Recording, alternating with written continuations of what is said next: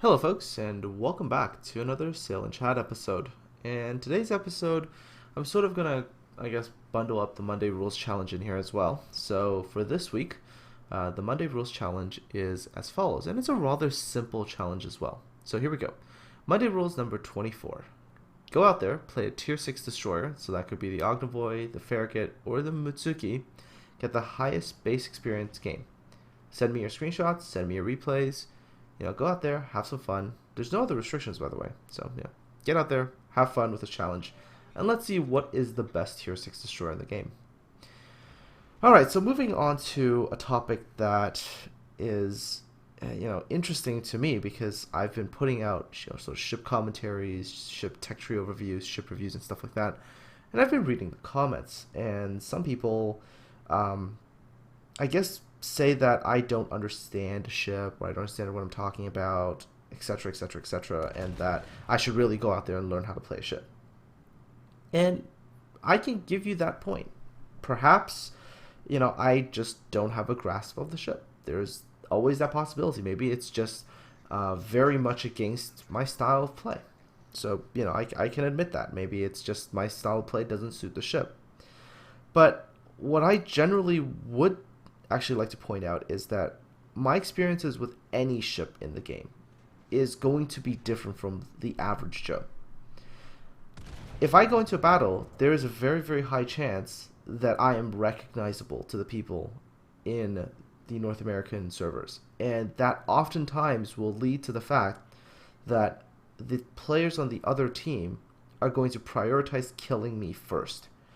So, let's say the average player plays a Mikhail Kutuzov, which is the ship that I've gotten quite a bit of flack from other people who say I don't understand the ship. I could play Mikhail Kutuzov, and another person can play Mikhail Kutuzov, and they can play it without being focused down.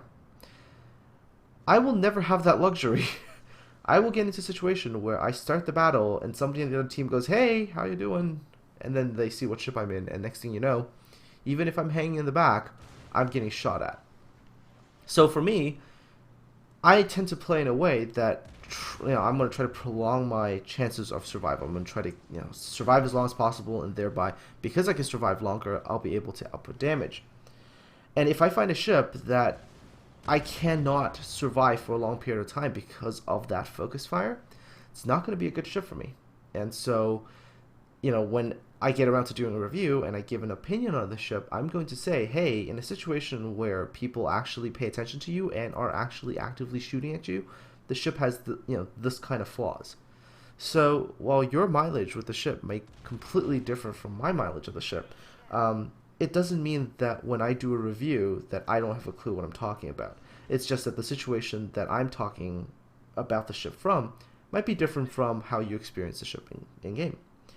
And so, that's just how I see it. That's just how I'm going to review certain ships. I'm going to find certain ships really, really good because I'm able to survive, even while being prioritized. And I'm going to get into other ships where I'm just like, what on earth is going on? I'm dying a lot faster, no matter what I do. And that was my issue with the Kutuzov, by the way. Another thing about the way I do ship reviews is that I have a rule, which is unless I play a certain number of battles in a ship and actually have a feel for it, otherwise I won't do a review on it, which is typically the reason why a lot of my reviews tend to come out quite a bit later than a lot of the other YouTubers, because I don't just get a ship, play it on day one, play 2 battles, and go, great, here's what I think. No, I actually will play a ship over an extended duration of time before I actually give an impression of it. Not only that, but before I actually come up with my final thoughts, I also run my thoughts by other good players who've had a chance to try out the ship, and I go, here's what I think. What do you guys think? Is there anything I'm missing? Do you think that, I've got it, I've nailed it? Do you think I'm off? What do y'all think? And I take their opinions into account as well, just so that I myself can make sure that I'm not being biased towards any one thing or another, at least, to the best of my abilities. Sure, I still have that problem where, being focus fire kind of sucks. So, yeah, kind of talked about that already. Anyways, so aside from all that, there is one other thing as well, which is I'm also a super tester, which means I do also see things ahead of time. And I'm not allowed to talk about those things. I can't talk about them. I can't say, here's what's going to happen. But I see things that are coming.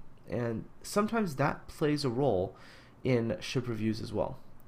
Now, it won't affect my ship reviews for something that's, let's say, something that you can research up the text tree line. But for a premium ship, if there's something that I think is going to change the ship for better or for worse, even though I can't talk about it directly, it'll influence whether or not I recommend something or not. In the Mikhail Kutuzov's case, for example, I mentioned during the video that the AA might not be as good as it appears right now because the developers have already said that the Mikhail Kutuzov is simply a model for, an AA rework. And when that rework comes about, the Mikhail Kutuzov might completely lose that edge, hypothetically. And let's just say that under the non-disclosure agreement, I can't actually say anything about the changes I've seen, but I know the impact that it's going to have. And so, of course, I see it and I go, oh, okay, maybe this is not going to be as good. And the big reason why a lot of times I will, I guess, give an opinion on a ship from even a slightly sort of in the future kind of perspective is because I don't want you all to buy a ship from my recommendations and then, a week later, a month later, something changes drastically and the ship changes in a way that you come back and say, well, it's all your fault that you recommend the ship to me because now it's, whatever. And so, I will do my best to sort of look at it from whatever information I've got without directly telling you. And sometimes I'll say, hey, look, maybe it's not as good as it appears. So that's what I will sort of try to balance and kind of try to, it's a balancing act. I will never try to reveal anything that I know will be, an NDA breach. But at the same time, I do not want to be the one to say, hey, go get this, and then get ripped off and then get really pissed off at me and get pissed off at wargaming and so on and so forth. So, all right, moving on to another topic altogether now, which is plans for 2016 for me. 2016 is an interesting year, I would have to say. And there's a good, reason for that. Right now, I guess, my girlfriend's in school and I'm just out here trying to chase a dream and, YouTube and Twitch and whatnot. But she's applying to a graduate program. And depending on whether or not she's accepted or whatnot, things can change quite drastically for me in the second half of the year. So there's a chance that I might actually go full-time on Twitch, full-time on YouTube, and if that happens, expect to see a ton more videos.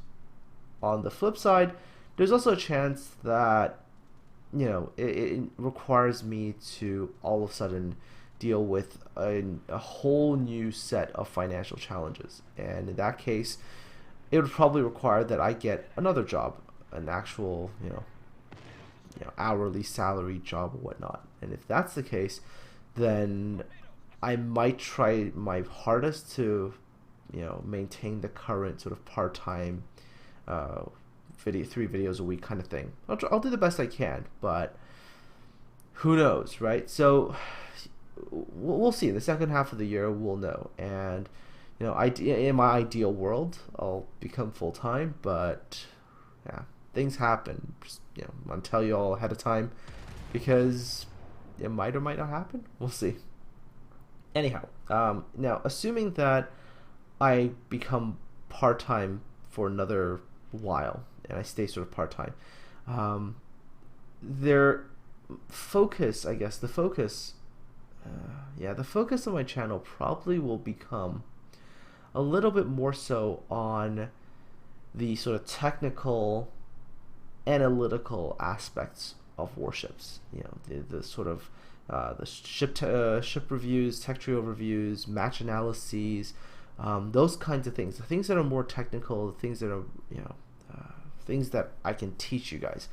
And I think I might have to focus on that more, primarily because if it becomes the point where I can only make 2 to 3 videos a week, I'm going to try my best to give you guys solid, valuable content. And so we'll see how that goes. Again, like I said, because I'm not sure exactly whether or not it will be full-time or part-time, but we'll see how that all goes by the second half of this year. And of course, I'll let you all know. All right, moving on to something a little bit off topic. So, after all this time, Donald Trump is still looking like he might be the Republican nominee for presidency. It's kind of mind-boggling. But on the flip side, though, he has said that if he ever gets elected and becomes president, he'll reactivate some of the Iowa-class battleships, which I think is, I mean, nothing about him, but the potential chance of seeing the Iowas back in service, it's got me interested. I mean, if I was an American and I could vote, maybe I'd vote for him. I don't know. Who am I kidding, right? Who am I kidding? I don't know. But that's at least a pretty cool idea. I mean, there's a chance that we might see the Iowa or the Wisconsin come back in active service. I mean, who knows what they'll look like now, right? I mean, the last time they were active was like the 1990s. Who the hell knows what it'll look like in 2016? They come back with rail guns. No, there's the 5-inch guns removed and they equipped with like lasers. Who knows? Could be interesting. But yeah, I mean, we can all dream. Maybe we'll see those ships back in action. And of course, you're just looking at my screen right now and going, oh my god, is that what I think it is? Yes, it is. This is Armored Warfare. And recently, like 3 days ago, somebody finally convinced me to download this game and to give it a shot. And you know what? It's not bad.